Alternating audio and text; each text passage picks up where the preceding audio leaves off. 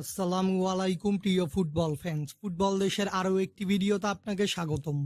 অনূর্ধ্ব-20 FIFA বিশ্বকাপের semifinal ম্যাচে গত 16ই অক্টোবর কলম্বিয়ার বিপক্ষে মাঠে নেমেছিল আর্জেন্টিনা অনূর্ধ্ব-20 দল।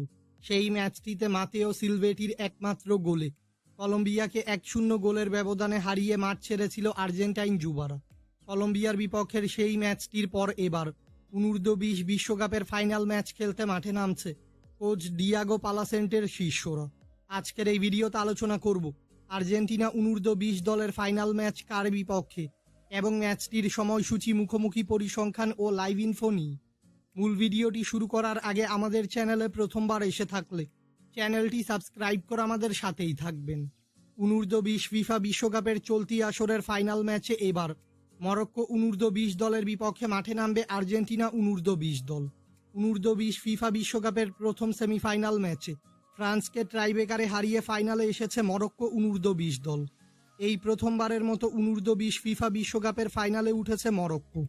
অপরদিকে এই নিয়ে অষ্টমবারের মতো অনূর্ধ্ব-20 বিশ্বকাপের ফাইনালে উঠেছে আর্জেন্টাইন যুবারা। আর্জেন্টিনা অনূর্ধ্ব-20 দল ও মরক্কো অনূর্ধ্ব-20 দল এখন পর্যন্ত সকল ধরনের প্রতিযোগিতা মিলিয়ে মুখোমুখি হয়েছে কেবল একবার। সেই ম্যাচটিতে মরক্কোকে 3-0 গোলে হারিয়েছিল আর্জেন্টাইন যুবারা। আর্জেন্টিনা অনূর্ধ্ব-20 দল নিজেদের খেলা সর্বশেষ 5টি ম্যাচে সবকটি ম্যাচেই জয়ের দেখা পেয়েছে। অপরদিকে মরক্কো অনূর্ধ্ব-20 দল নিজেদের খেলা শেষ 5টি ম্যাচে 4টি ম্যাচে জয় ও 1টি ম্যাচে পরাজিত হয়েছে। তাই সাম্প্রতিক ফর্ম বিবেচনায় প্রায় একই অবস্থানে রয়েছে দু দল। আর্জেন্টিনা বনাম মরক্কোর মধ্যকার এই অনূর্ধ্ব-20 ফিফা বিশ্বকাপের ফাইনাল ম্যাচটি খেলা হবে চিলির মাঠ স্তাদিও ন্যাশনাল স্টেডিয়াম এবং এই ম্যাচটি অনুষ্ঠিত হবে বাংলাদেশ সময় অনুযায়ী আগামী 20 অক্টোবর সোমবার ভোর 5টায়।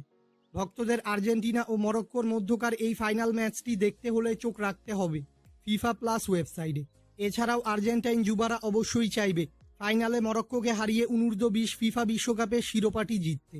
ফুটবলের সকল নিউজ এবং আপডেটস পেতে আমাদের চ্যানেলটি সাবস্ক্রাইব করবেন এবং আমাদের সাথেই থাকবেন। ধন্যবাদ।